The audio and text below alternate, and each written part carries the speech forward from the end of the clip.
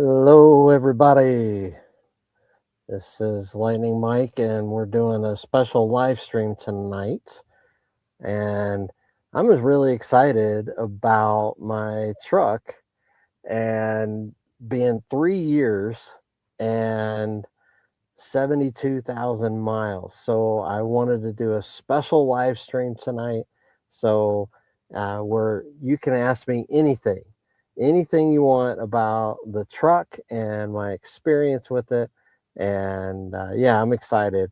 I am excited. So I hope you are too. So this is gonna be a great little Q&A time. So I want you to, if you could put in the comments anything, any questions that you have, and then I will try to answer those. And in the meantime, I want to tell you, like, what an honor it is to be. I was one of the first people to get the privilege of getting a Ford Lightning. Now, I know some of you may be thinking, hey, this the truck is canceled, and yeah, that's a sad day. I tell you what, I'll give you little hints on a future video. My wife and I actually just went and test drove a Rivian R1S.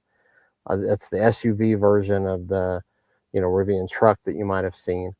And whenever we got back in the Ford Lightning after test driving that, and we got in and we were just like, it was almost like a breath of fresh air. It was like, wow, I'm just so thankful for our Ford Lightning. And some of you may have Rivians, so I'm not knocking that. If you like Rivian, that's fine. But we got back and it's just a wonderful truck. And we're not that thrilled that we were like, man, it's too bad that they actually canceled this, because we would have gotten, a future one, maybe a 2027 or a 28 or something like that when they come out. Anyways, but tonight, I just wanted to talk to y'all about, just what it's like, to have the Lightning. I've had it for 3 years now. 3 years, 72,000 miles. Okay, let me be very specific. Right now, it's 71,944.8. But by tomorrow, it'll be like 72,000. So I'm excited about it. But I was one of the first ones to have the privilege of actually having my Ford Lightning. And I want to encourage you guys, go ahead and post comments and ask me any questions that you have. And like, I want to answer any questions that you have. That's what this is tonight. It's all about. Ask me any questions. I also encourage you, if you haven't subscribed or follow me on any of the channels, do that. And we're gonna discuss anything. You can also become a member of the channel on YouTube, and I'd really appreciate that. So, hi Chrissy, and Tech PC said, I'm gonna miss our massive frunk. That is true. The front trunk, or the frunk, whatever you want to call it, is just an awesome, like, just a great addition to a truck. Those of you that have had a truck for a long time know that that's one thing that you miss, just having a regular truck, is just having a place to keep stuff. Like, you can put stuff in your trunk, it's more secure, everything like that. And I love it. So we're gonna be missing that. But hey, I'm not gonna be missing it, because I'm gonna be keeping this truck for a long time. My wife and I talked about it. It's gonna say, let's see how far this goes. But you may be curious, I mean, how long is the battery gonna last? I mean, how is your battery doing? So you may be wondering that. So I got a list of questions that I'm going to answer. But as we're going on here, I just want to let you know, go ahead and post stuff in the comments, and I'll answer as many questions as I can. And then, hi Michelle, thank you for joining. And man, I really appreciate you guys. Y'all have been just a awesome, encouraging, just family. Everybody that watches my videos on YouTube. And that's the reason why I've done this, is because I get questions all the time. I even today, going through a drive-through, somebody asked me, they're like, "Oh, how do you liking your truck, man? That is a beautiful truck." And I'm like, "Thank you so much." And it's just awesome. So people asking me questions. So I'm going to pull up now um, some questions that y'all might want to ask, but I'll go ahead. Let's see. Is our Lightning, that's a good question. Yeah, is our Lightning losing value because they are no longer making them? That is a very, very good question. Um, so here's traditionally, here is what happens when they cancel a vehicle or discontinue them, stop making them, whatever. Um, it actually traditionally can lose value, quite a bit of value actually. It because it puts just fear in the audience, fear in the customers, and so traditionally it can. The Ford Lightning, however, is an interesting uh, is an interesting mix. So I've actually heard mixed reviews on the answering of this question because some people say yes, some people say no. But I actually I actually think that it probably won't. Just a short answer. I don't think it's going to lose much more value than it already has, and here's why. One, it already lost a lot of value. It's the EV thing. It has already lost a ton of value. So those of you out there, you may be curious, how much did you spend on yours? I have a Ford Light. I have a 2023 F-150 Lightning Lariat's extended range, all the bells and whistles, so the whole big package with the extended range battery and everything. I also have the max tow package, which is basically extra cooling for the battery. Um, it's in case you're towing or something like that. So I ended up spending, because I got it in December, so it's been a little bit longer than 3 years. I got it December 2022. So, and I got it whenever the price was really high, but I did get the federal discount and everything. So I ended up spending 81,000 on mine. So right now, you can actually go out and get a Ford Lightning for this same, basically the same truck, for about 69, 67, 67 to 69, depending on the discounts that you can find. Now, I will tell you, this model Lariat is actually really desired version because it has the extended range battery, all this kind of stuff. So you might actually have a difficulty finding a brand new one of these. There's a lot of flashes, there's a lot of XLTs still on the lots that I've been finding, but there are still some on the lot, so you can still go out and get a new one. But I don't think they're going to lose much more value because the EV side of things actually um, it kind of already took a lot of the value out of it, if that makes any sense. But then the other thing is they're canceling it, but not really. So they're actually just releasing a new version. So that might, because they're going to keep the name and it's still going to be an F-150, that might actually create more value in it. So hopefully that answers that question. Um, Jack, thank you very much for watching. Yeah, it's like he's saying he loves his Lightning, and you know, and his wife has the Cybertruck, but he prefers his Ford. I'll be honest, I've sat in the Cybertruck, and it just feels like a big SUV pretty much. I don't really, but yeah, Ford Lightning, it feels like a truck. So I really do hope that they change their minds and maybe release another EV version of it. But what they're going to be doing, just for those of you that may not be aware, they're actually, the new version that they're going to be coming up with is called an EREV. And I talked about that in my other live stream, talked about that in a couple other videos, so you can watch those. But it's basically going to be an EV with a generator, a gas generator, that's going to be able to help extend the range on the trip and everything like that. So it's going to have the power of the EV, and the longevity of the gas engine. So there are some pluses there, but there's kind of some minuses to it as well. So I don't, so it's up in the air on all the specs on that. That's one thing I'm not really sure of. So yeah, keep posting your questions if you have any questions. Again, this is just doing a live stream to answer questions about 3 years, 72,000 miles. So let me pull up the questions here that I have. Like, if some people may be asking, how's the battery doing? Well, I will tell you, just this week, right now, I charged it up on Sunday to 100% again.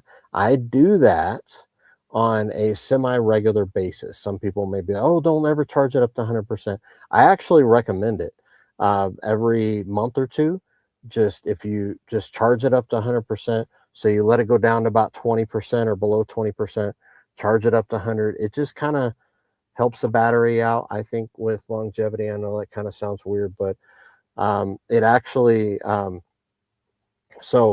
looks like Jack asked, is there any loss in range? So yeah, that's actually just what I was getting to. So basically I charged it up to 100%. This is a extended range battery.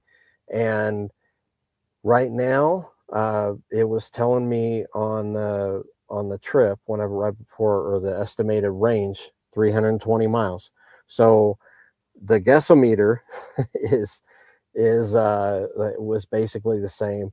But I'll tell you, this is winter ish. In Colorado it hasn't gotten too cold. It did get down to the 30s today, but I've driven it now and haven't plugged it back in since Sunday. I've driven 109 miles and I still have now 65% left on the battery. Now keep in mind, 65% on the battery. I had 67% before I started setting up. I am actually running all my lights, everything off of my truck. And I had some technical issues earlier. That's why I was starting a little bit later. But I'm running everything off the truck. And so this has been about 3 hours or so of setting things up. So it was at 67%. I've found that it goes down about 1% or so, maybe every hour-ish whenever I'm using it. So, but the other part, to answer your question on how the battery's doing, I have not experienced any degradation at all. I did buy one of these, let me pull it out here. I did buy one of these OBD Link MX Plus things here, and you can pick those up on Amazon or wherever. And then on my phone, there's a car scanner app that you can download. So this is what everybody's telling me to do. It's a Car Scanner Pro app that you can download and connect with this. So now I'm advertising and talking positive about it, but this is how you're supposed to be able to measure. But I think I'm doing something wrong. I've looked up several videos. I have not been able to actually get it to work to tell me the exact, if they're like the exact degradation, if any at all. But I will tell you, I have not experienced it at all. I just took a really long road trip in it, and I haven't seen any. As a matter of fact, it kind of seems like it's actually getting better range than what it did whenever I first bought it. So let's see. Looks like yeah, I love my 24 Flash. Drove at 160 miles today. It's 70 to 75. I got 2 miles per kilowatt hour, and it was windy as heck in the Springs. Yes. So the Colorado Springs, we call it the Springs for short. It is very windy here. Whenever you're driving on a trip, you kind of estimate it's going to get you about 2 miles per kilowatt hour. But because I drive from Colorado Springs to Woodland Park every day for work and back, and then I'll drive around town and stuff like that, I actually get better range because you go uphill and then back down. So that's how I've been able to get 350-ish, a little bit longer or a little bit more miles than that on a 100% to 0% test. I've done it several times. I've only recorded a few of them, but I've done it several times. and that's in the summer. In the winter, it's more like 320 and then 280, and I think around 260 depending on temperature. So that's kind of how range has been. But I haven't seen any loss in range. As a matter of fact, here's what's interesting too. I actually will just leave the truck sitting here sometimes if I don't drive it for a couple days, like on a weekend, if we're hanging out in the house and doing something or taking our other vehicle somewhere, and it doesn't drop any at all. It'll just sit here. And so I can really, really trust that it'll just stay. If I go on a trip, that may be a question um, that you have. It's like, hey, are you like if you're going on a trip or something, is it okay? Do you leave it plugged in or anything like that? Whenever you go on a trip, do not plug it in. I don't leave any electronic stuff plugged in as far as to the truck while I'm going on a trip. Um, and then what I do is I leave it plugged in. I leave it, charge it up to, 50, 60%, whatever it is. You just don't leave it at 100%.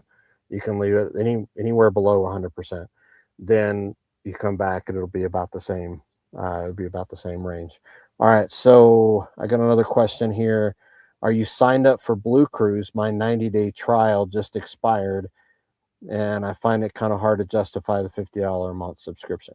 So here's the fun thing about BlueCruise. Yes, I am signed up for BlueCruise. So, but I have a special subscription, and what that is anybody that had the 2022s or 23s got a first 3 years for free. As a matter of fact, if you want to go out and if you find a used 23, you can still get the first 3 years for free. That just kind of came with the truck, but it has to be a Lariat with the, I think, extended range battery or the Platinum that actually has it. And you just have to make sure the BlueCruise is enabled. And then, so my subscription would have ended December 9th is when I purchased it. But then they gave an extension offer to those of us that actually had that deal from the beginning. I guess they just needed more data, and so I got it extended for another year for free. So I went into my app, and then whenever I went to do the annual subscription, it just says like $0, and so it gave me that option. So that was pretty cool. But I'm sure that you're wondering, okay, is it actually worth it to do it? Here's what I think with BlueCruise. I like it on a road trip. I love hands-free on a road trip. But if I'm just going to be driving around town, like if I was not taking any road trips at all and I'm just working, going up and down to Woodland Park, BlueCruise only works on like interstates, pretty much. They're selected highways, pretty much, and some most of it's interstates and some is regular highways. So if you're traveling on those, I would say it's worth it. To me, a lot if you're traveling on those a lot. But if it's not, if you're just driving around town a lot, if you're only on the highway every once in a while, I don't think it's worth it. Something that you might want to try to do, I would recommend trying this. I haven't tried it yet. I haven't heard anybody else try it, but you can do what I do with Tesla. Like whenever I'm going on a road trip, I sign up for the monthly Tesla subscription. I think it's like $12.99 a month. And then after I'm done with the road trip, I cancel that. That's so I can do the supercharging. So what I would recommend is try that with BlueCruise. I don't know if that'll work, but you can actually try it if you're going to be going on a trip. Sign up for it then and see if it works for you, and then maybe cancel. I don't know if they allow you to do that like Tesla does, but that is something that you can try. So, let's see. Can BlueCruise? Let's see. You say I pay the $50 a month for BlueCruise, but I drive $2,500 or 2,500 miles a month. I actually agree with that. That's basically what I was saying. If you're going to be using it a lot, it's worth it. It really is. It drives for you, and mine works great. I do have a weird thing with mine where sometimes it doesn't do the lane changing thing. I haven't figured that out. It's been very sporadic. It'll work sometimes and then not other times. It'll act like the previous BlueCruise version. Um, Hi, Chris. Thanks for joining us. It's like, yeah, I'll go ahead and put his up. Yeah, he'd do it for a month if he was doing a long road trip and not day to day. Yeah, I agree. Like if you're doing it for a long road trip, sign up for a month. I'd like to hear about that. Let me know if that works for you, just to do it for a month and then just cancel after you're done with your road trip. So, um, but yeah, if you're doing a lot of city driving, Jack, like it looks like you just do a lot of city driving. Yeah, it's not. I wouldn't recommend it if that because it won't work for you, except for the few times that you might actually get on the highway. So hopefully that helps. But again, if anybody actually does have a good video, I know this is kind of weird. I'm answering questions, but maybe y'all can help me. If anybody does have a good video on how to get this OBD Link MX along with your car scanner app, I've tried it. I've been trying to get it to work and I haven't yet. I've talked to a couple people that are going to be working on some videos, but I have not been able to get my car scanner app to work with mine. Matter of fact, it just said, nope, disconnect. It's not working. So it was kind of funny. It's technology. It's got to be user error though. So Mark, no way. Should not have gotten a Ram. Should have gotten a Ram. No way. Not at all.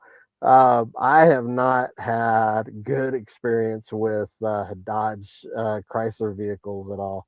So I am not going to go there again. Some of you that maybe have heard some of my past videos, I I actually used to own a long time ago a Dodge Dart, and this was the not the older ones, but the newer ones. I had a 2013 Dodge Dart. That was the worst. That was the worst car. That was the worst car. But yeah, no, I'm not gonna go back to getting a Ram truck. That's funny. So, but more questions that y'all may have. So we answer the question about the battery, how long, like how much degradation, and there's basically none, no degradation for me.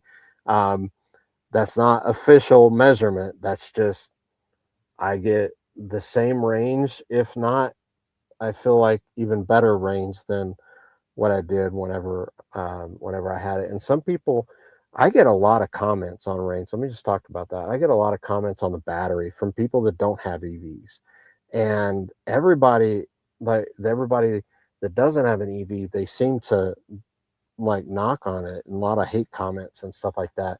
Oh, that what is that going to cost you to replace the battery and all that kind of stuff. Well, if you go out and buy a new one, and there are still some on the lots, I would recommend it. Uh, Chris with Bow Family EV, he has a really good video on that. He was standing out there in the lot and actually doing talking about like the different options and stuff. So I would go over to Bow Family EV and get hit like check out that video. He kind of walks you through what you should do and stuff. But they give if you buy a new one, you get 100,000 mile, 8 year, 100,000 mile warranty on the battery itself. You get every other powertrain component like the motors and things like that is all I believe 60,000 miles. So everything you get a pretty decent warranty. Like I said, mine is 72,000 miles now, so I still got 28,000 miles on just my battery warranty. And but according to research and people that have had Teslas for a long time, things like that, man, Tesla batteries have lasted a long time on average. Yes, there are a few that go out.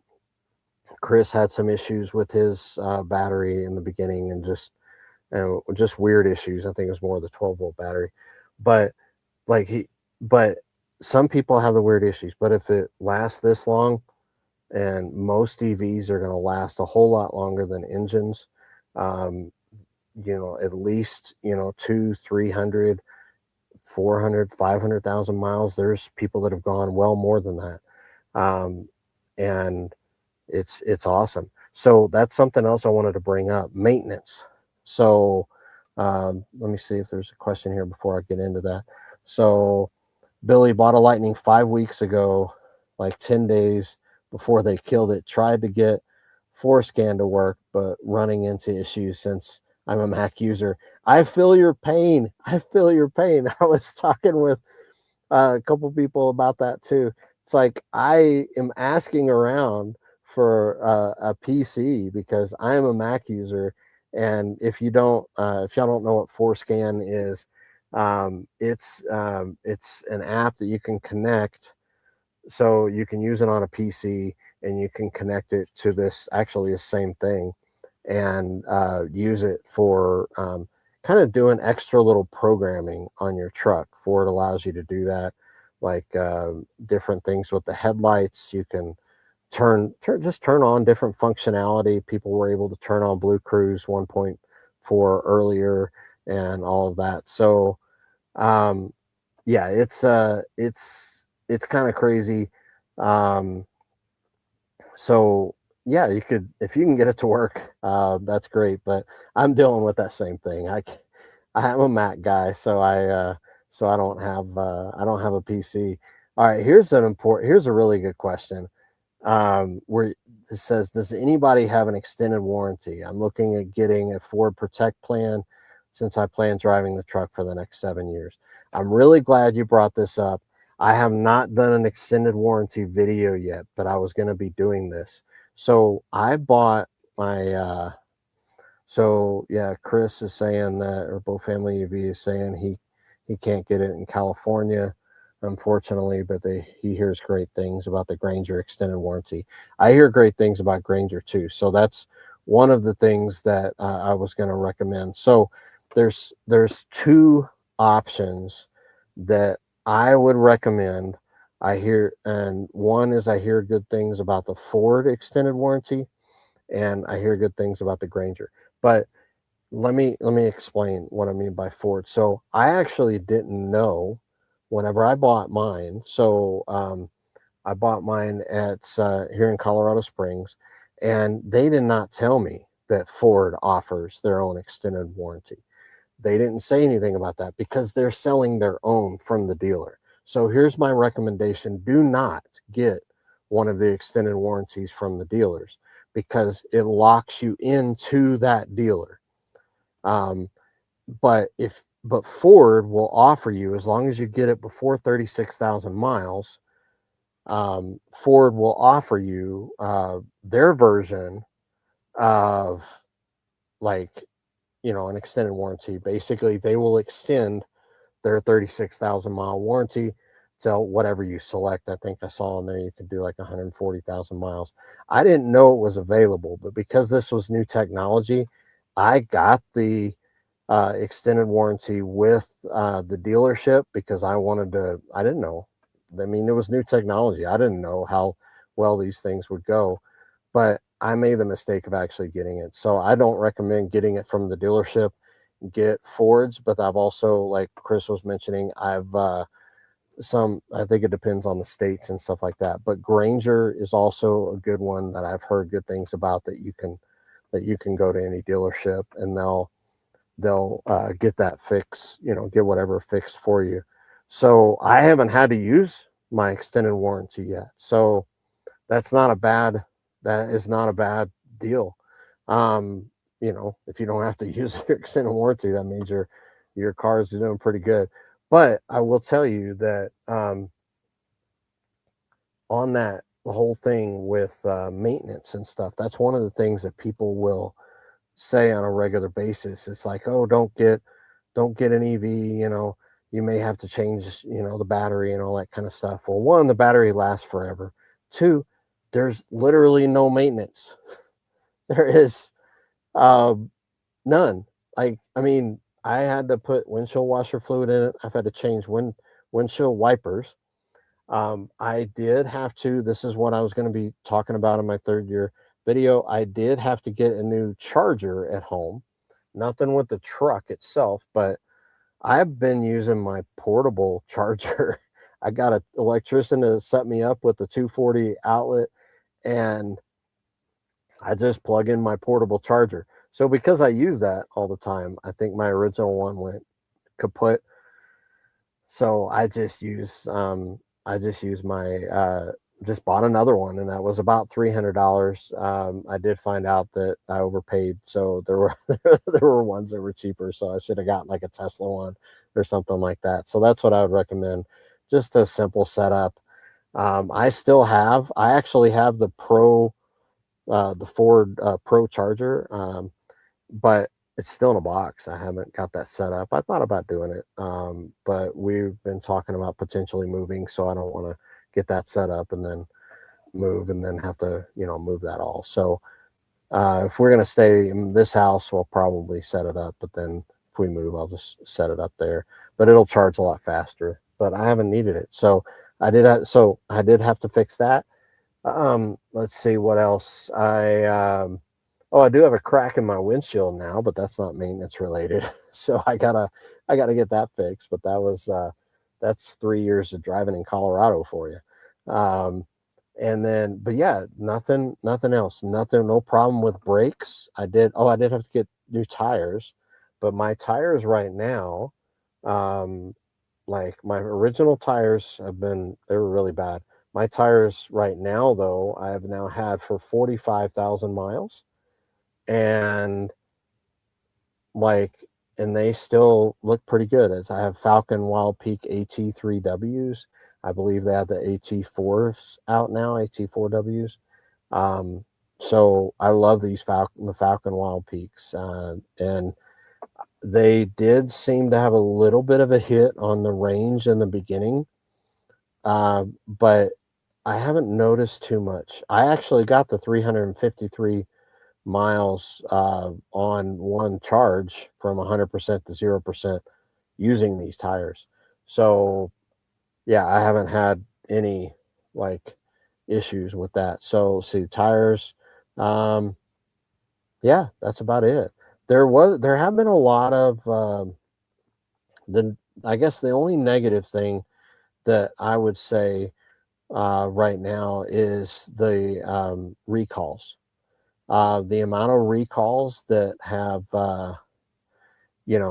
been on that Ford's had to do on there. I think I've probably had something like 14, and I have another one I'm waiting on right now. It's an advanced recall for the light bar, and that's it's just the light bar is just going out. Mine actually is kind of going out, and it affects on my truck. It affects like the reverse lights and stuff like that. So that one's an issue, but that's a warranty fix. Um, and so beyond that, there haven't been any issues. Super comfortable. I love taking it on road trips. I use the Wi-Fi like I'm using now. I use the Pro Power onboard. It's been amazing. So how many of you ever like out there that has a gas vehicle, um, like oh, that's funny. Chris says, like, it's bad where there's a recall issued for the 2026. That's funny. That's funny. Um, let me just do a little side note. I wanted to tell you this. I don't know if I could actually pull it up, but I just thought it was funny. Even after they canceled it, Car and Driver posted their top EVs for 2026, and Ford Lightning was like number 9, but it says 2026 Ford Lightning EV is in the top 10 like their EV picks, and they're still advertising it. I see it pop up on Facebook all the time. So it's like in the top 9 or top 10, and the vehicle actually doesn't even exist. So I just thought that was funny.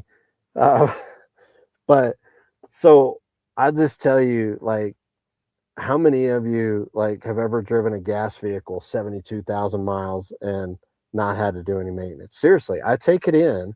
I have a maintenance trick that I do that I'll just teach you here. So I take it into Phil Long Ford, and that's where I go. And basically, I just tell him I would like to get a multi-point inspection. So with EVs, that's it. That's all you need is a multi-point inspection. and maybe rotating the tires. The battery is, because it weighs so much, the weight is distributed pretty evenly. So you may see that there's not too much uneven wear on your tires, even if you don't rotate them. But you go in every 10,000 miles and you have them check that. And what I have them do, what that's for, is they just check. They'll check the brakes. They'll check, lots of different things like they would on a regular multi-point inspection. And then what Phil Long, like your dealer may actually charge you for that. But Phil Long doesn't. They check the 12-volt battery, they check, the tire tread, they check all that kind of stuff. But I don't have them rotate my tires because I got my tires at Discount Tire. There's lots of other options for tires. You can go, and then I just got the plan where I just get them rotated for free at Discount Tire. So basically that's free. And then I go get the multi-point inspection at Ford, which was actually really good. And I do it strategically. So I'll do the 10,000. I did the 10,000. I did 20,000, 30,000. Then instead of waiting till 40, I did it right before 36,000. So in case there was any kind of warranty thing, I didn't have any issues. So that was all fine. But then I waited till about 60, till 50. And then I did it right before 60 because 60 is the next cutoff for anything with your powertrain. And excuse me.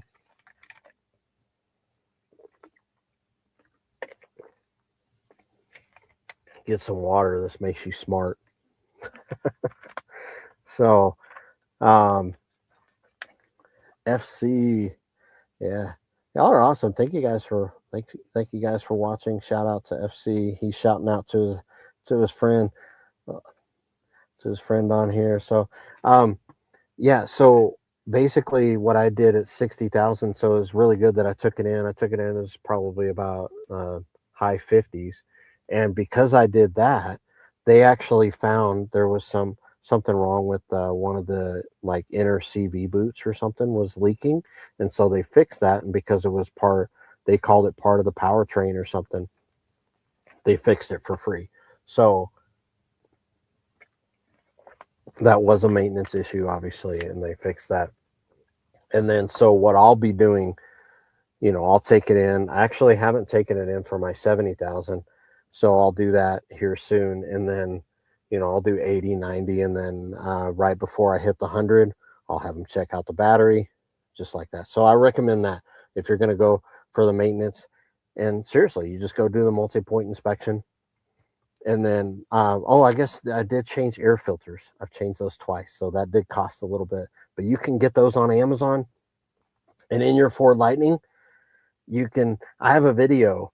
And I'm gonna try to get on there and do it even quicker this time. But it's like how to change it in 90 seconds or less. So I did that. I'm gonna try to change it in under a minute. But basically, it's right behind the glove box. You just pop that out, pop in a new one. It's super, super easy compared to some of the other vehicles that make it super complicated. Ford has made that really, really easy, and you can change it yourself. So, so you're saying your wife's MDX gets an average of $400 a year in scheduled maintenance. That's 2 services a year, usually 1 small service, 1 big service, and then a scheduled fluid, differential and trans stuff. Yeah, I mean, some people that don't drive that much, usually like with a gas vehicle, it's 5,000, 7,500 miles. I think Toyota, changes the oil every 10,000. So you're at least going to be doing something before 10,000 miles where you're going to be changing the oil and all of that. I did on my 2-year review, I added up all the miles or all the maintenance cost if I would have taken it in a Ford at their recommended, if I had a gas vehicle, and they recommended coming in every 5,000 miles and like how much that would cost. And that's where I got a lot of my numbers from. And then I haven't done the math yet for my 3-year. So I'm going to actually do an official 3-year video.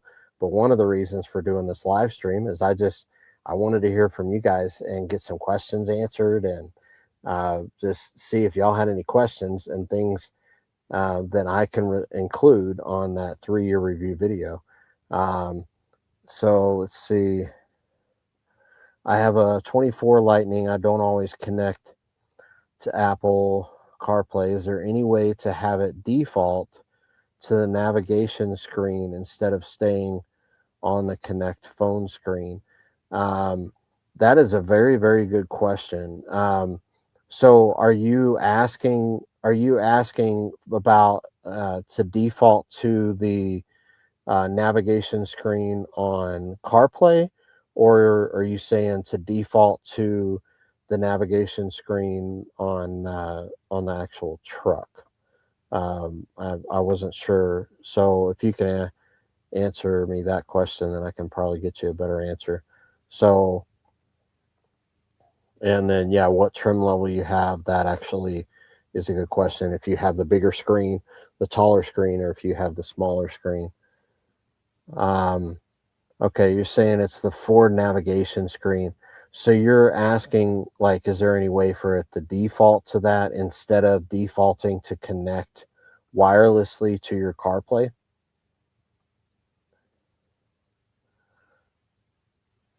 So, yeah, if you want to, so you have a 24 flash with the tall screen.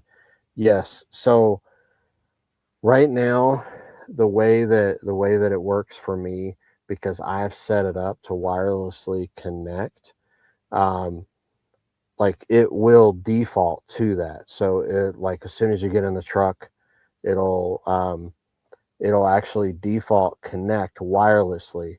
So what I would recommend, if you don't want it to do that, if you want it to default to the Ford screen, is that you disconnect it wirelessly.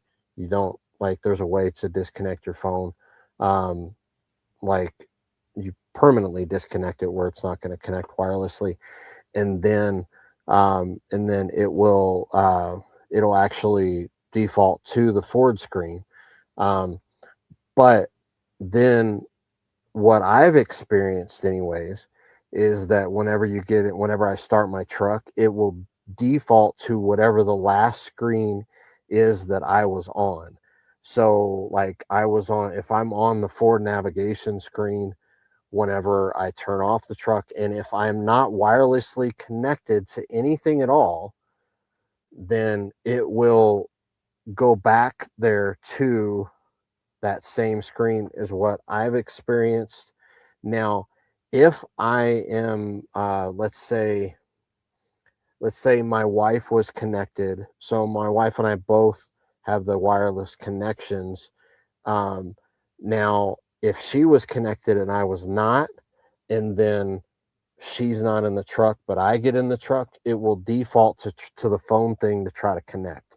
So, but if there's no connections, in my experience anyways, then what it does is it defaults to the last screen that that I actually was on before. So for example, like a lot of times it'll default, I like it to default to the Pro Power screen, because I have a whole system where I click OK to turn it on to sport mode, and then I go over there and I turn off the Pro Power, because most of the time whenever I'm driving, I just turn it off because it does have a little phantom drain, very, very small. But I did do a video test about it, and because I turn that off on a regular basis and put it in sport mode, it saved me zero 0.1 miles per kilowatt hour range, zero 0.1. So I had a video, I did a whole test with it. So some people didn't believe me, but that is what happened. So I've been doing that ever since, and it seems to work. So I turn off the Pro Power. So that's what it defaults for me, because that's usually the last thing. I'll just, click it over there and have it. And then, but if you have navigation screen turn on, then that'll pop up there.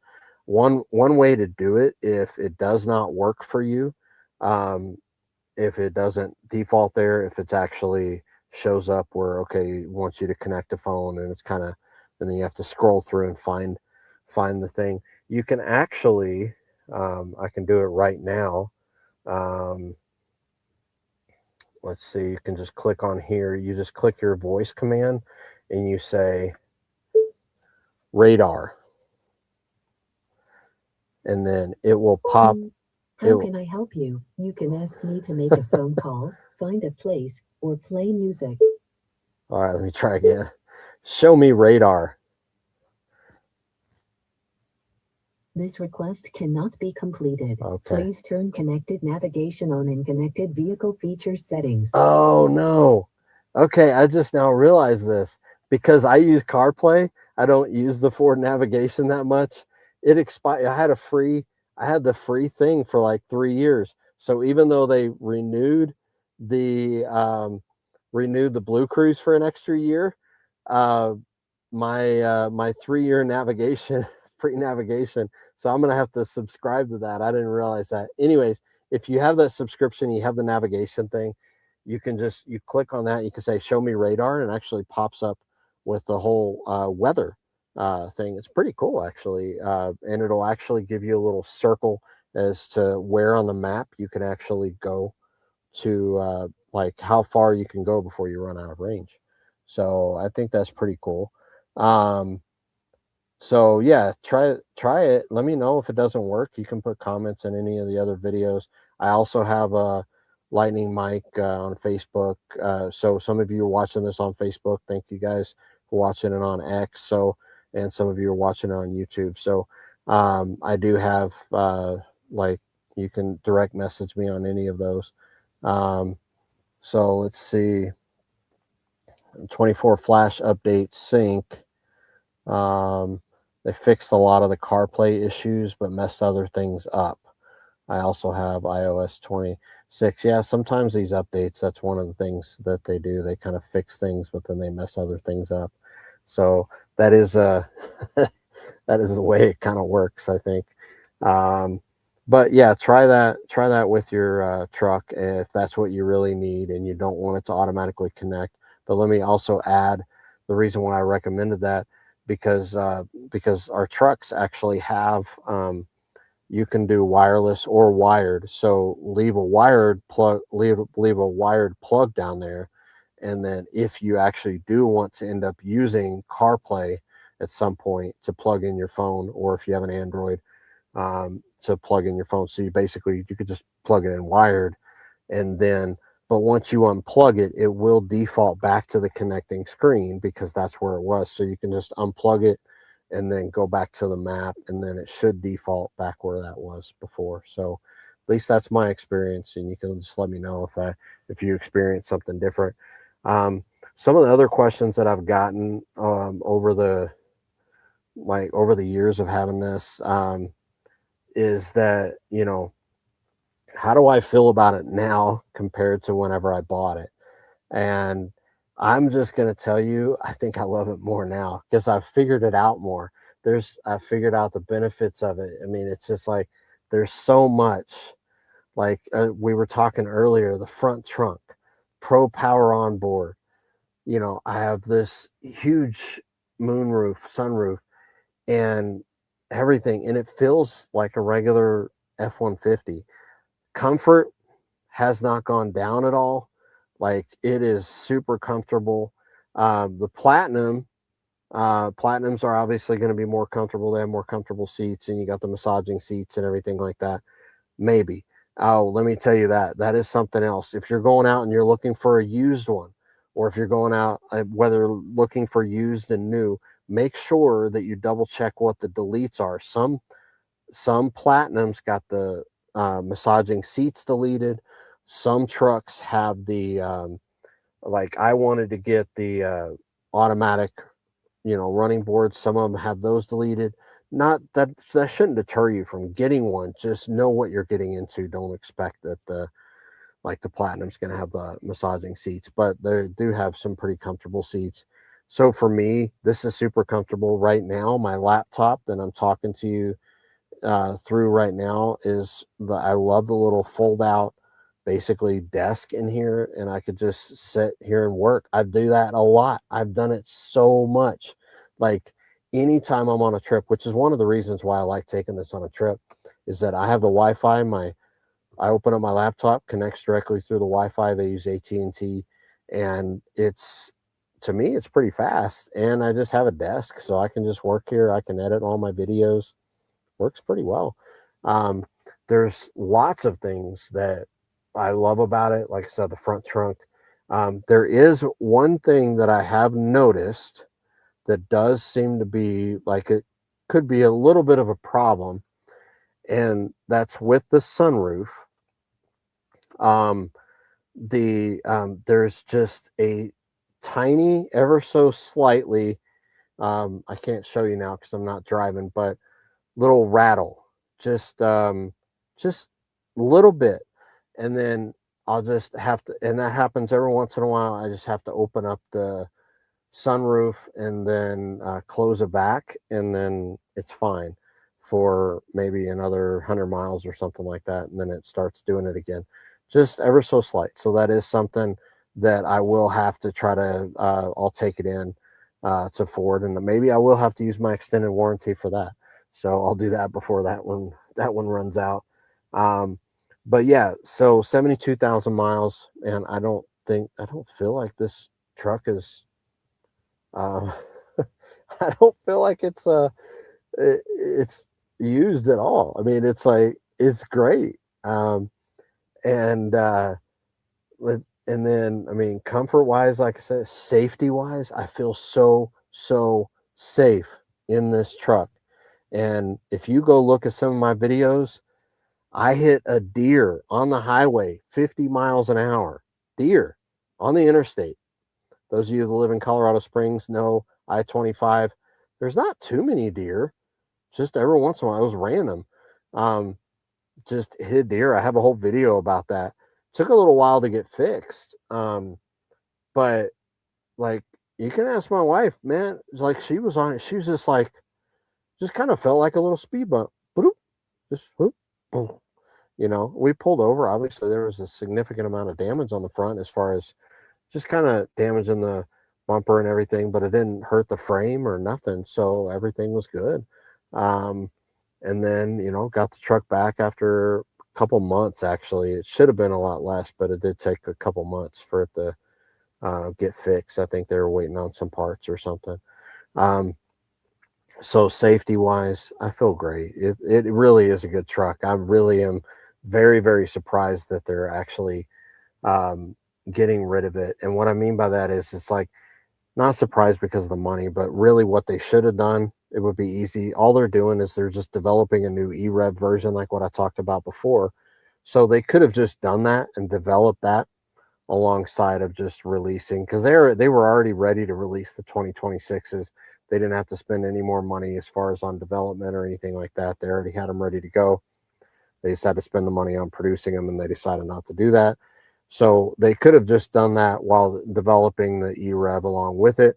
And then, if the EREV really was going to sell more, then they should have actually just shown it and proved it. And so that's what I think they should have done. It would have worked out better because there's a lot of people like me that got the 22s and the 23s that right around 2027 or so, like end of next year, or sorry, end of this year, I was thinking about trading it in. So basically, you already have some of these, like you already have almost some guaranteed sales of a lot of these people that are going to be trading it in.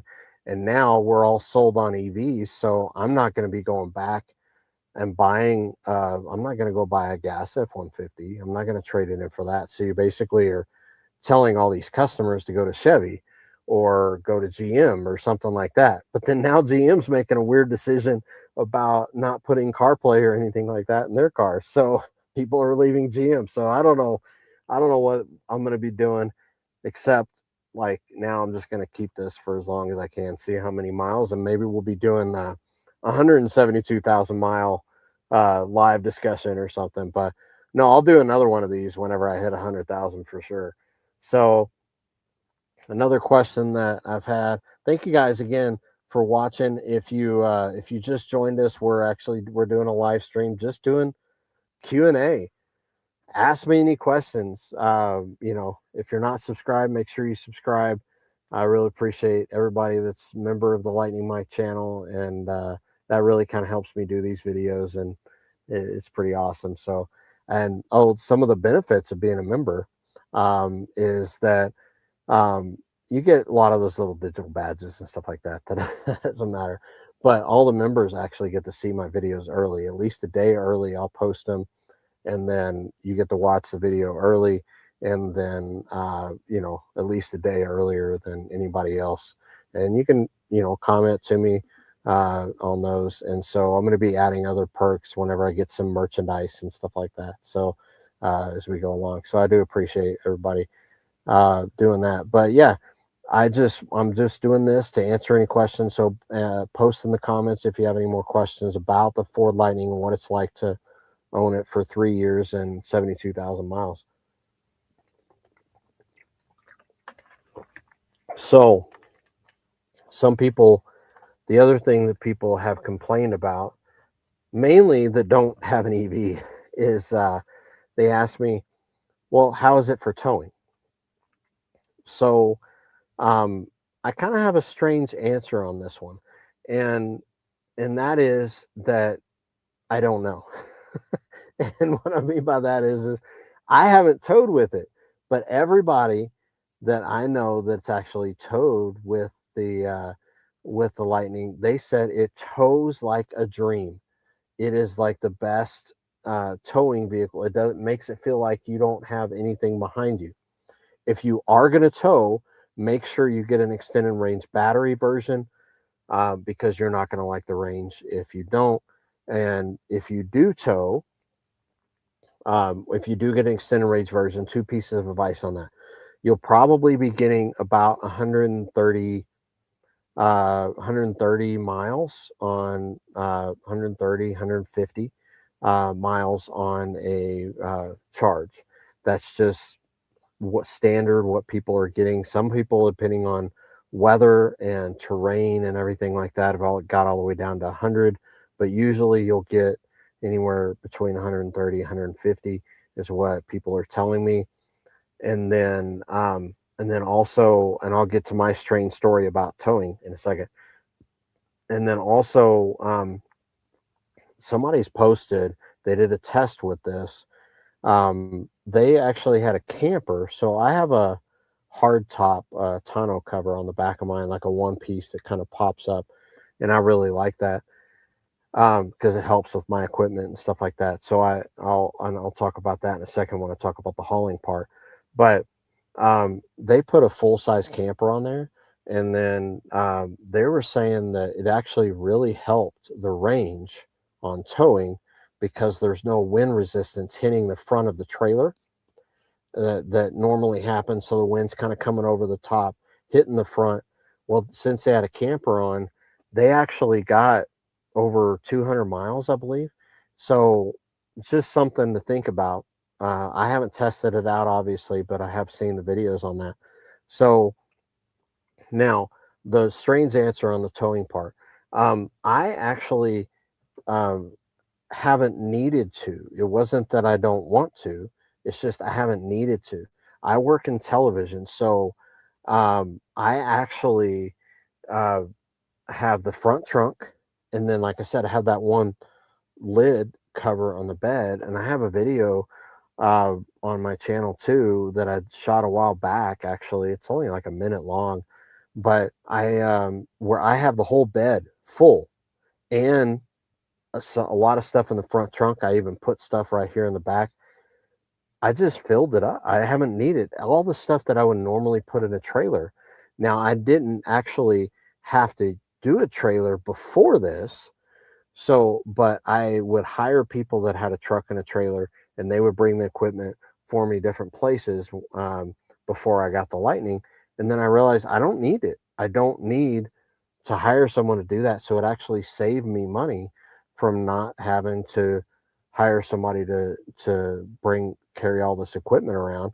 I fit it in the truck, fit it back there in the front, and range impact for whatever I put in the bed. I mean, we're talking a couple 1,000 pounds of stuff, zero range impact.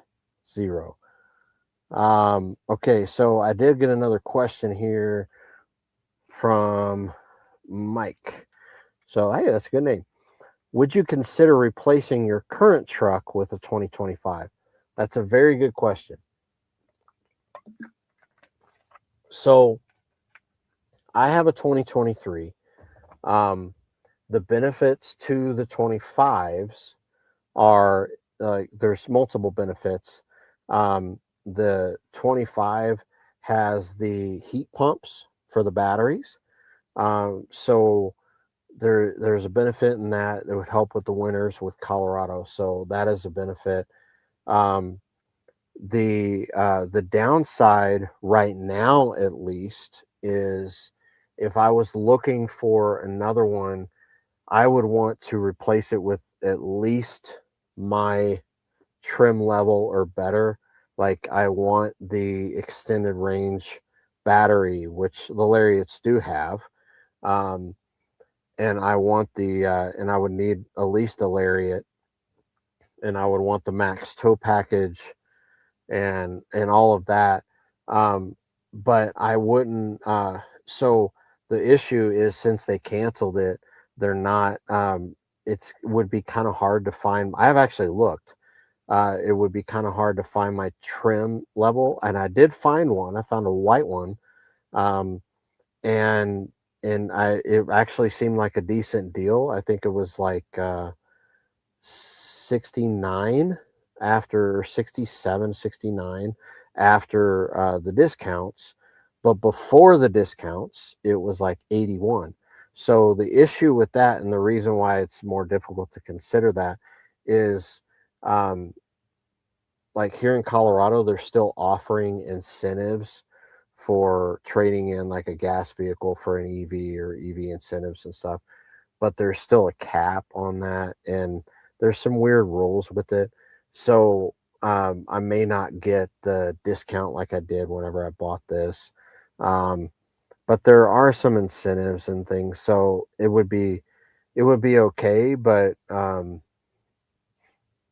so yeah, would I consider it? Maybe if I found the right deal and I was able to replace this truck. But here's what I would recommend anybody out there that's going to do it, because of the uncertainty on the value, whether or not it's actually going to go down or what it's going to do. I actually recommend to people to lease them. And I, I mean, if you can find a good deal on a lease, I think that that's probably going to be a better bet as long as you can get the right miles, as long as you don't actually drive as many miles as I did. If I leased this with getting 72,000 miles on it in 3 years, I might be in trouble and have to pay a lot of money. So if I did do a lease, I wouldn't actually drive this many miles. But I've been taking it on a bunch of trips and things like that. So if you can find a good lease deal, I think that actually might be a good thing. But because they canceled it, I think I'm just gonna, like, if I was having issues, maybe. If they can't fix that tail light, maybe. But I would need to find one exactly like mine.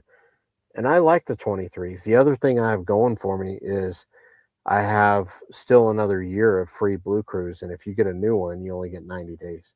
So that is it's kind of, there's some pluses and minuses to it, but I do like the new ones. The new ones, I don't have any issues with them. I think they have a lot because of that heat pump that started in 2024. I think that's a good benefit. Let's see. Somebody's making fun of me for being a Cowboys fan. Um, I get that a lot. So, hey, I've been a Cowboys fan. I grew up in Texas, and yeah, it's just kind of, I grew up. I've always been a Cowboys fan. So I'm just gonna stay with that, and yeah, I'm I always root for my Cowboys. They do seem to let me down year after year, but I do still root for them. And this year they had a good team. They just kind of fell apart. So some of you football fans know that whenever you're uh, whenever you're giving, you have a good team, and then it's like, what happened? I don't know. So hopefully that answers your question.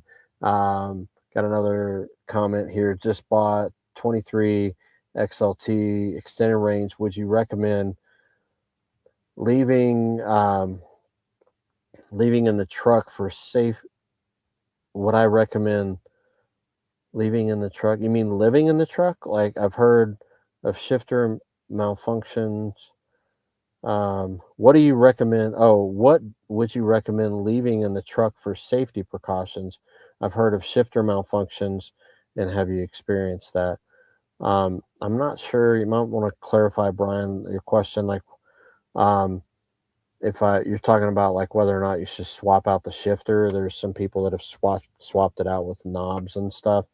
I don't recommend that. I mean, some people like it. I actually like mine. I haven't had any issues. Like right now, like what I was saying, it opens up as the desk. You kind of push the button and the shifter goes down. That's worked for me. I haven't had any issues with the shifter at all. So some people have. I have heard that, and then they swap them out with the little knob thing. But um, I don't know that I would recommend doing anything um, until like unless you have a problem. Um, so the 23 XLT extended range, so it's basically a similar battery to mine. You probably get better range than me actually, because you have a little bit smaller tires. So that's a good thing. But if you can you can ask another question on there, just like what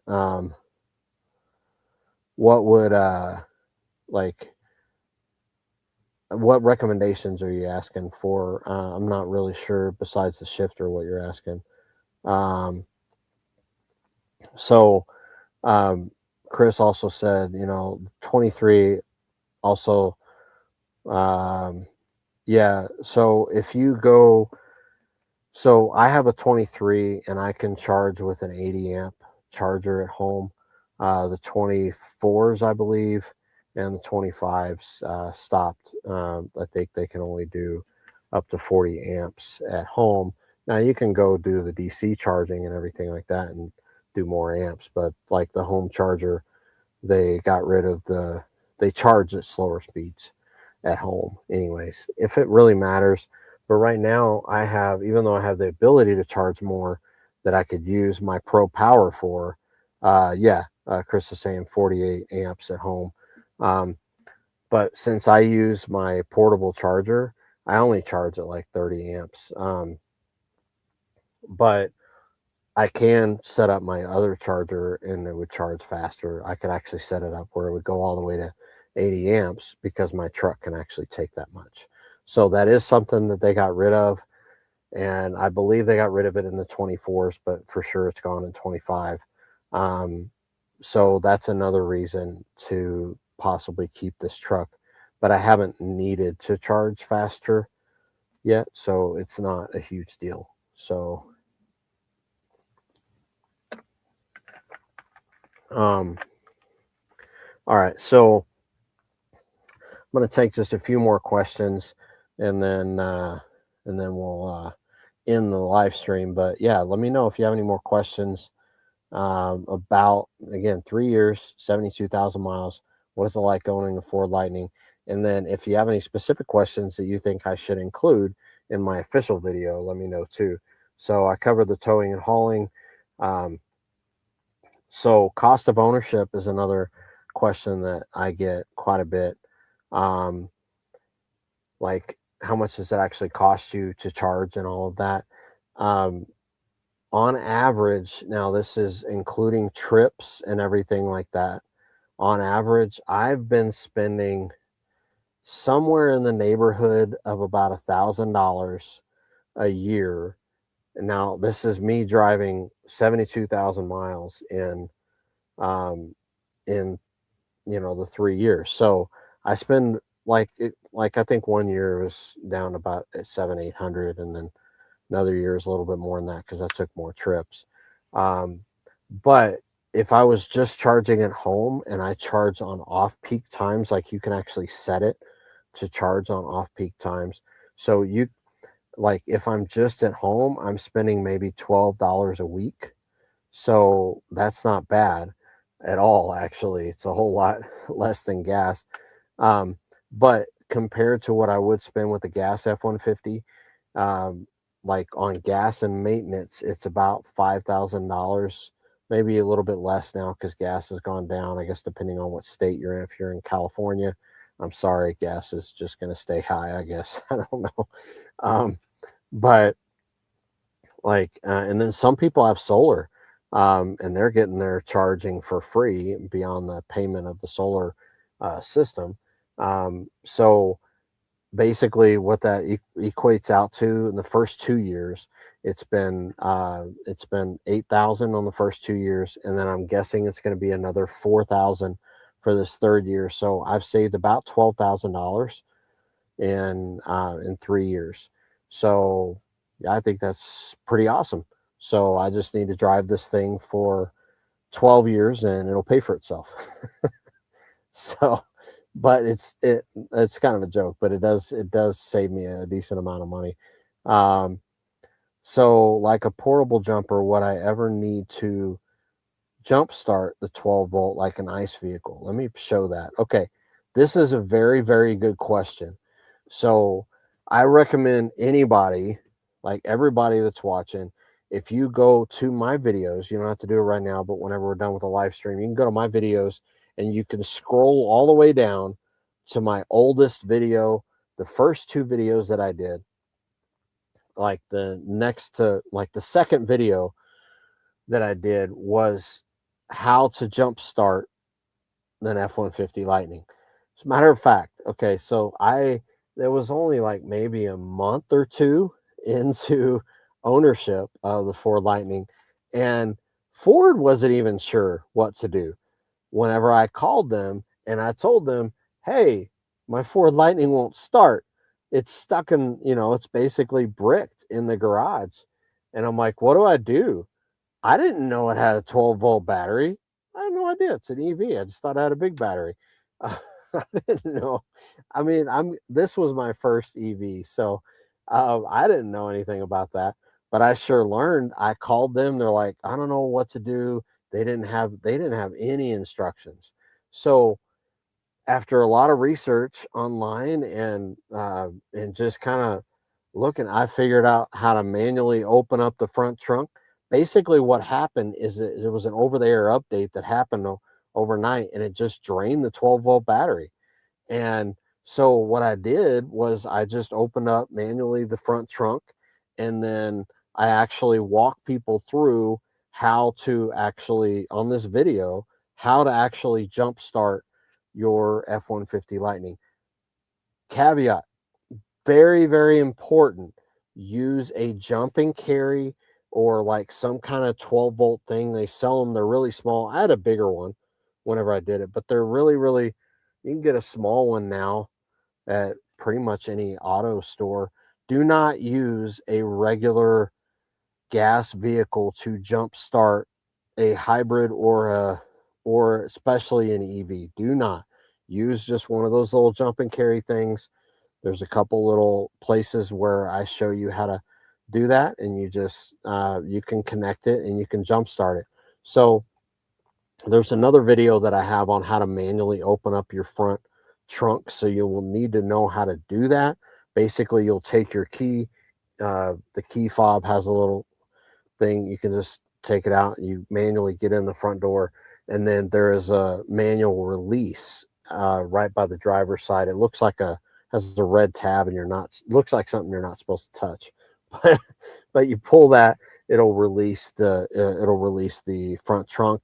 And then you just manually lift it up, and then you're able to get to the battery. If you need to replace your 12-volt battery, it's just right in the back of the front trunk. There's a little panel that you can remove, and if you know how to do that, you just have to have the right tools, and you can actually go get that, or you can just take it into Ford and get it replaced. I probably will proactively get mine replaced. It's been 3 years, 72,000 miles, sometime this year, but I haven't seen. So I haven't seen, what the like, you know, I haven't seen any problems with it, basically. Thank you, Kelly. Um, so somebody posted, I'm sorry about your hat. Oh man, I got some loving on the Cowboys here. Um, so here's the thing. Well, here's another question. What kind of horsepower does the Lightning have? Um, so I think the Lightning is the fastest vehicle I have driven, and I've driven a lot of vehicles. I've driven some sports cars. It is faster than a Mustang. It's faster than a Raptor. The horsepower on it specifically, I guess you'd just have to look it up. It's 500 and something, I believe. Um, so let's see. How much horsepower does a 2023 Ford Lightning extended range battery have? 580. So 580 is a it's it's a lot. I mean, the get up and go, it does get 0 to 60 in 3.4 seconds. So it will beat most things that are on the road. Obviously, Rivians are faster. It's only a dual motor, so anything with more motors than that, I've you know, um, it'll even beat a Tesla that's only, a dual motor if it doesn't have a big enough battery. Some Teslas are faster than this, though. A lot of them are actually. Um, so, yeah, it'll. Um, so basically, wow, it's impressive. Uh, yes, so that's something. It does have a lot of horsepower, but the thing I recommend is don't show off in this truck. It's not like it is faster than, most fast cars, but don't go like, it's fun for a second to do that, but man, it's a higher profile vehicle going down that fast. So, if you accidentally shake the wheel too much and something, you can get yourself in trouble. So, yeah, just be careful if it is a fast vehicle and you can get yourself hurt if you're not doing that. The tires make any difference? Yes, actually, tires do make a difference, Kelly. Um, so it depends on what you're actually wanting. Are you are you needing tires for like, as far as like where you are, where you're located, driving in the snow, ice, whatever? It does make a difference. Yes, like I said, I have Falcon Wild Peak AT3Ws. The reason why I like them is that I wanted all-terrain tires, and then the Falcons are well known for actually handling wet weather. And in Colorado Springs, so it's not like further north states where the snow just sticks on the road a bunch and then turns to ice. You might need some a little bit different tires for that. But in Colorado Springs, there's a lot of melting snow, and then there's rain, and I also needed some for dry. So the Falcon Wild Peak, at least the AT3Ws, I haven't looked up the AT4s, but at least the AT3s handled wet and dry weather really well. So that's the reason why I got them, and because it works well for Colorado Springs. As far as speed and things like that, yes, these tires are probably not going to um, get the speed that other tires might. Um, so um, you're asking, see, do they make this in 4-wheel drive? Yes, it does. This is a 4-wheel drive, all-wheel drive truck. I mean, I can switch it into like an off-road mode. It does, have the option to lock the differential. It's a little bit different than the official 4-wheel drive, but it does operate. It does operate like an all-wheel drive mix of an all-wheel drive, 4-wheel drive vehicle, depending on the setting that you put it in. So, but yeah, I would. I love this. I love this truck. It really is the best, and I don't think I would want another one. I was really looking forward to getting the new one, but it's just not gonna happen. So we'll see. I might change my mind when they come out with the EREV. Who knows? But I really, really, really like this one, and I like what I'm doing right now. So meaning I have my truck turned on. Um, I have my truck turned on. I'm in the garage, closed. I've been in here for hours, and I got lights plugged in and everything. You can't do that with a gas vehicle, obviously. You know, you're going to have exhaust in here and everything like that. And our power has gone out at the house a few times. Our internet's gone out. We just sit out in the truck and work if we need to. So that's pretty good. Also, John, you're saying must handle pretty good with all-wheel drive. Yes, this is one of the best handling, um, like all-weather vehicles. It handles great in the snow. It handles great in the wet weather, dry weather.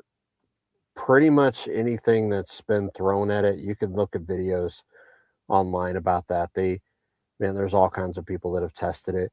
Now, caveat with that, you do need the right tires for the right weather. So don't be taking a all season tire and expect it to do like amazing in the snow. But because of the weight, um, that's great, Dakota. I love that. Hopefully, it performs better than the Cowboys. That's awesome. It does. It actually does a better job than the Cowboys. That's awesome. You know, it will last all through the season and into the playoffs. And if any truck could win the Super Bowl for you, this truck could. So that's awesome. Um, but that cracks me up. So, but yeah, it handles great in pretty much all weather. But you do need the right tires based on the weather. Um, so, like I said, I get the Falcon Wild Peak AT3Ws, but they're not really designed for heavy, heavy snow.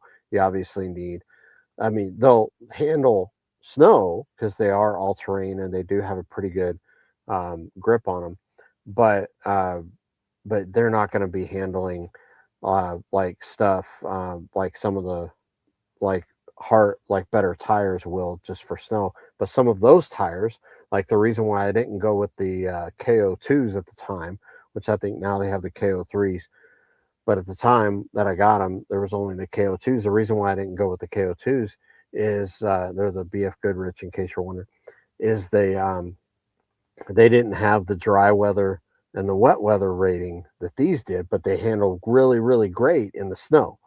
So if I would have got the KO2s, then maybe like Dakota was saying, maybe they won't, they wouldn't, they would do just as well as the Cowboys and not do, not do that well. But honestly, people put KO2s on them and they're fine. And, but just make sure you get the right tires for your terrain, your wherever you are and stuff. So, all right, let's see. Battery pack must be under the bed, so excellent traction over the rear wheel, unlike the ice trucks. That is true.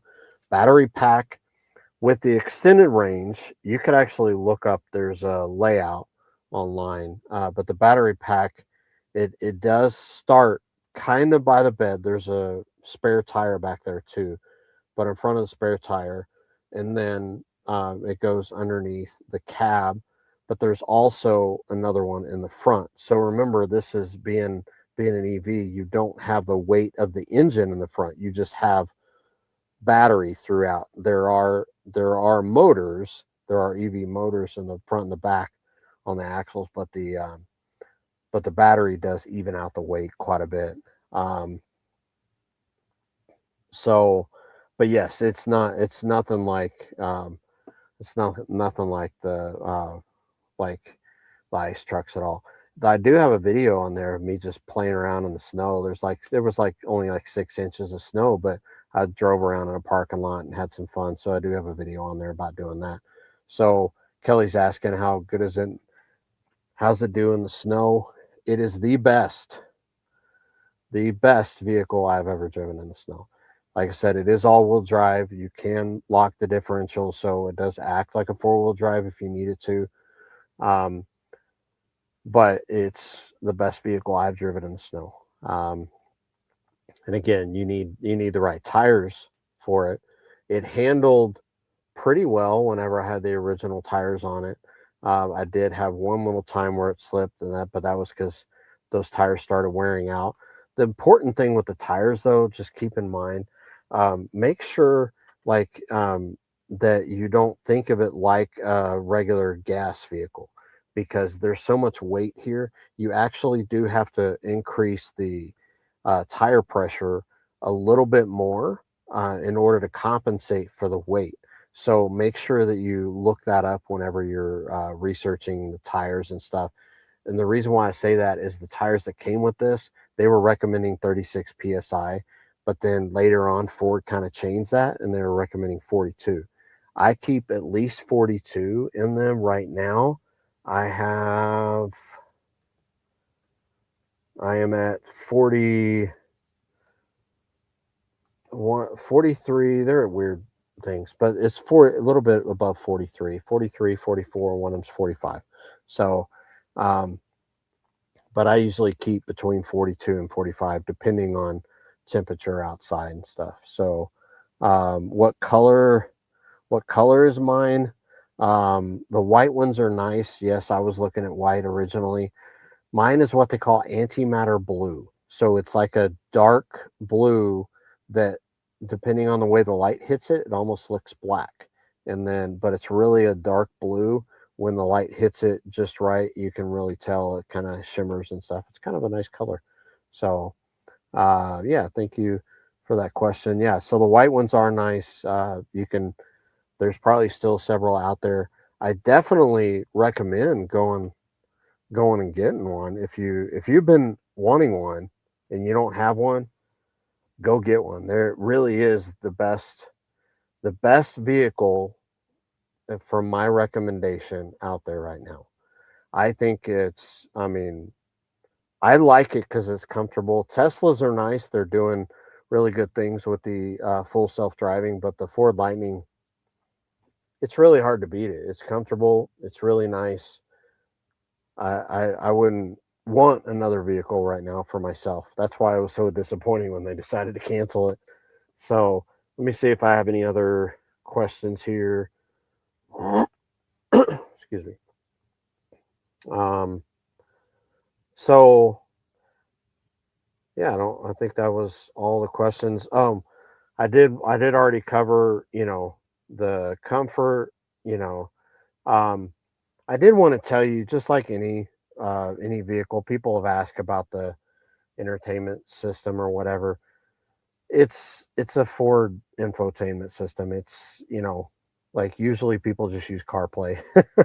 So that's all fine. So it's like their software is not the best. So that is a little bit of a negative with Ford. I wouldn't recommend their software.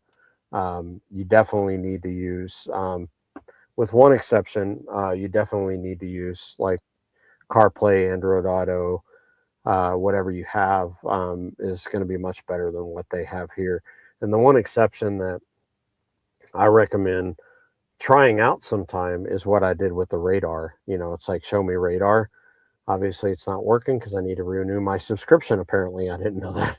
So, um, it's basically um, like it's not a good, updated software like Tesla's and stuff like that. Tesla's is like 10 years beyond where this one is. John is asking, do you know what it costs a month to charge up about? Okay, so I'll just, depending on where you live, I can just tell you what it cost me. And Colorado Springs rates changed. I only charge during off-peak times. So off-peak times is anytime not 5 to 9 p.m. weekdays. So after 9 p.m. weekdays, I'm charging, only cost me like 7 cents per kilowatt hour. They did change that where it's like, I believe on peak times are really, really high. So I just don't charge during those times now. They increased that quite a bit. But it costs me about $12 a week, is what it costs me in town driving around, working, staying at home, anything like that. If you are traveling with an EV, it will cost you about the same as traveling with a gas vehicle. So, with a couple exceptions, find hotels. You can look it up on PlugShare app. You can just go to the PlugShare app and look it up on hotels that have free charging, and then you know stay at a hotel, get free charging overnight. That'll save you some money on a road trip. So yes, it is really really cheap. Like I said, I spend about $1,000 a year, but again, that I traveled a lot. I did a lot of trips. I did at least one 4,000-mile road trip every year. I've done several 1,500-mile road trips in between there. So that adds up. Like I said, adds to my cost. But if I stayed at home and I only charged at home, then my then it would be about $12 a week. So some of you mathematicians may already have that figured out, but I will just look this up. What's 12 times 52? $624 a year if you're at home in Colorado Springs. Um, but California is really expensive on electricity um, unless you have solar. If you have solar, it actually will save you a decent amount of money depending on the how much it costs you to put those solar panels in. So EVs, like I would highly recommend them, depending on which ones. Obviously, some of them aren't there yet, but the Ford Lightning is basically uh, it is to me right now the premium SUV. Great deals right now. If you go to a Ford dealer, I'm sorry that you have to deal with the dealer. Tesla hasn't worked out with a direct to consumer thing. That's much better. But yeah, it really is a lot cheaper than gas. So if you're trying to save money, at least my experience with the Ford Lightning, I can't say that you're going to save money with every EV. I've heard that some EVs actually, somebody was telling me about Rivian, they actually charge a decent amount sometimes when you have to go in for maintenance, and they wear the tires out a little bit quicker. So it just depends on the vehicle. I can't tell you that for sure. I've just heard some things with Rivian or be a little bit difficult. Um, but it's still going to be cheaper than a gas vehicle. Um, and it says, that's a lot cheaper on gasoline, and I'm getting it for 2.40 a gallon in Missouri. Yeah, Missouri, you can look up whatever your electricity rate is, and then you know compare that and see how much cheaper it would be. I don't know what electricity rates are in in Missouri. I have not heard. You were saying you thought Rivian was going out of business. I have not heard anything about that. That's probably just a rumor. They're coming out with the R2. As long as Amazon is still supporting them, I think they'll stay in business because they're making those delivery trucks for Amazon. Um, and then let's see, CRS Speed Reviews says I'm loving the savings from gas to electricity. Cost me $4 a day to fill up my 23 Chevy Bolt. That's awesome. Yeah, it's super super cheap. So like I said, don't you know I don't want to go back to a gas vehicle. We have a Tesla. Model S as well, and that's even cheaper because I got a 2015 Model S that actually has free supercharging. So once a week or so, I'll just go over to the local supercharger whenever I'm going to be near that area, and I'll just plug it in, and it has free supercharging. So that's that's even cheaper. That's pretty awesome. So we do have that. I do actually still have a gas vehicle. It's just an older Nissan Rogue, and then we're going to be selling that at some point. But we don't even drive it; it just kind of sits. So we do still have that. So um, yes, John, you're saying good info on that. Yeah, you didn't know that Jeff Bezos is backing them. So in the beginning, Rivian actually started out getting backed by Ford and Amazon. That was some of their two backers, not in the very beginning, but whenever they really started producing trucks and everything. Ford backed out whenever they were releasing their Lightning. So Ford did also support them in the beginning as well. But their Amazon is still with them, and they're producing tons of vehicles for them. Amazon has been a big backer with them, and so as far as I know, they're going to still keep going. But speaking of Rivian, check it out. I don't know. I think it may be Thursday or Monday. I may release a video about my wife and I actually went and tested out the Rivian R1S. I said earlier in the video, and it was a great SUV. But honestly, I would go after getting a used one or do a lease on it if you're going to get it. I didn't like, just kind of a hint of our review with it. I didn't feel like it was worth the $100,000 that they're charging for it. So they look really nice. Um, you know, yeah, you're saying they look pretty sharp. That's why we went and test drove it. So we test drove a Model Y. We're doing a new series called The Good, the Battery, and the Ugly. And so we're looking at all the different things, like our opinion, because we're finding a new EV for my wife, which is why I still have that Rogue, because we're going to be trading it in, because Colorado offers an incentive if you trade an older gas vehicle in on a new EV. So we're planning on doing that sometime late spring, maybe early summer. So yeah, it's like the good, the battery, the ugly. So we already have a video out on the Model Y, and then I'll be releasing one on the Rivian soon. But the Rivian has some issues that I just think are odd. It just makes odd noises, just random times, because it has like air suspension, and so it's always adjusting that air suspension, and then just random things with the like air conditioner and stuff like that. It was just weird noises. Did we like it? Yeah, it was great. Did it fit us? Yeah. It wasn't as comfortable, and it didn't pass what I'm doing. I'm doing a cup holder test, like a road trip test. And I know it kind of sounds weird, but in this truck, I have access to me right here, not when this thing is folded up, but I have 1, 2, 3, 4, 5, 6 cup holders that I can access myself. And then there's another 2 over there for the passenger. So there's like 8 cup holders up front.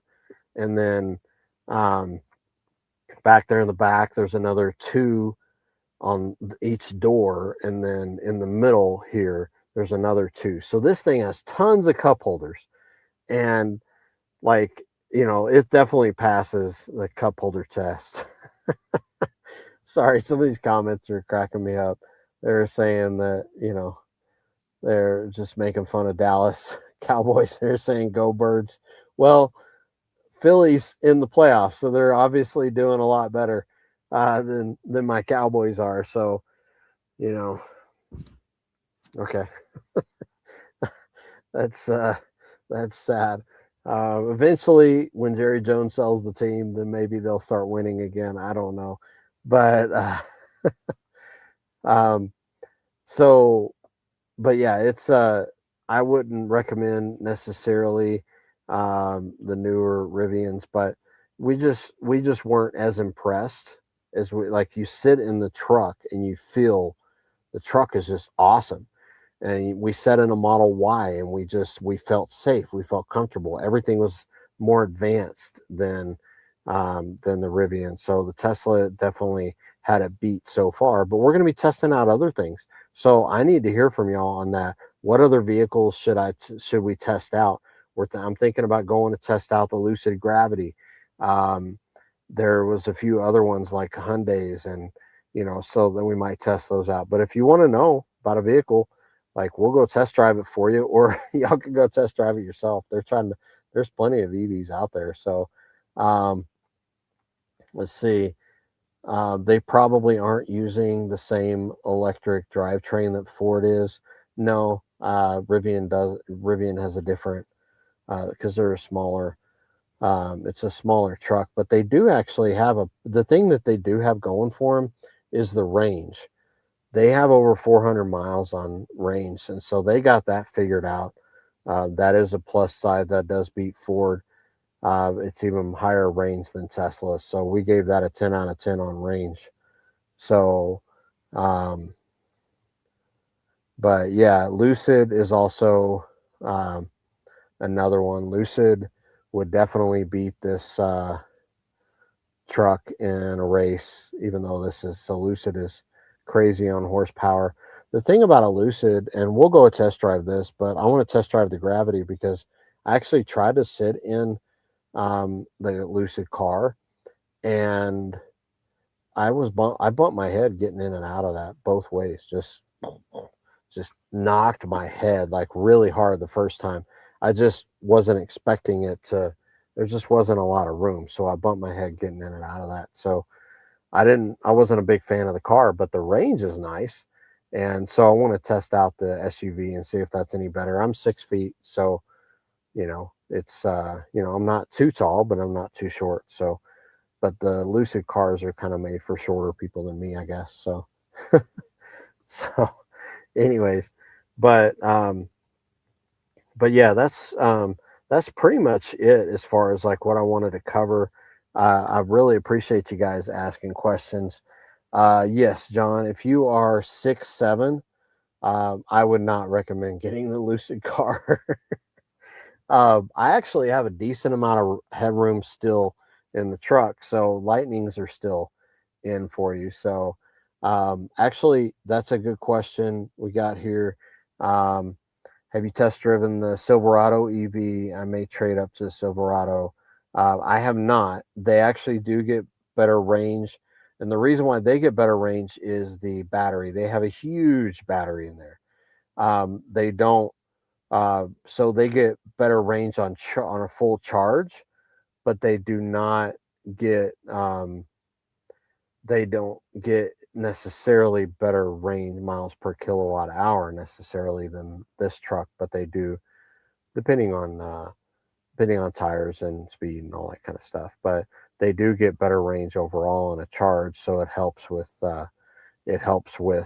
towing and things like that. But no, I should test drive that. That is a good option. So that is one thing I wish that Ford did, just throw in a bigger battery, and I think that would solve some of the range issues, and then people would be easier. It would be easier for people to be comfortable to go to an EV. So I think that's good. So if you have any more questions, I'll stay on for another minute here. But yeah, this has just been a great time. I really appreciate it. It's been some great questions. Um, but yeah, if you want to, I'm gonna be doing a 3-year review official video, and then I'll include some of these questions in there as well as some other ones, and then if I can get my OBD port reader working, I'll actually try to. That's what I was waiting on, is to get that working so I can actually show you the official, um, like battery degradation, if any at all, and then so basically, I'll include that.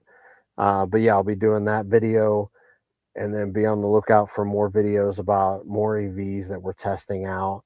And then if you have any other questions about any other EVs, you can comment. I respond to every comment on like on the YouTube, on my YouTube, on any of them, on I'm on Instagram, Facebook, X. We even started TikTok recently, so I'm not doing live on TikTok right now, but we do have a TikTok channel, so you could go down there and ask me any questions on any of them.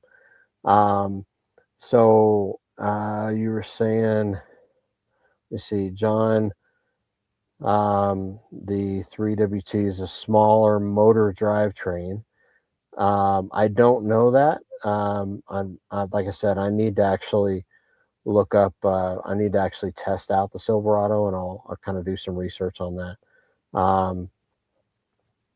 And then CRSB. I saw a video of someone getting 430 miles range from a GMC Sierra EV by driving 70 miles an hour on a road test. That's probably true, that they do have higher range.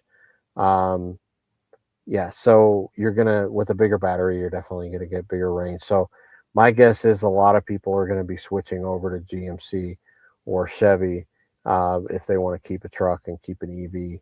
But I'm gonna be keeping this as long as I can, and we'll see what Ford does with the next iteration. So, but yeah, I really appreciate you guys for watching. Then this has been awesome. I'm going to try to do these on a semi-regular basis where y'all can just get on and ask me questions. And hopefully this has been helpful for you. I always love getting on here, connecting with you guys. And let me know in other future comments if you have any other ideas for any other EVs that you want us to try. And so thank you, John. Thank you very much, John, for watching. I really appreciate you guys, and y'all are awesome. And I'll still see you on the next video live stream, and whatever. Go check out some other videos. Subscribe, become a member. I really appreciate you guys. Thank you. We'll see you next time.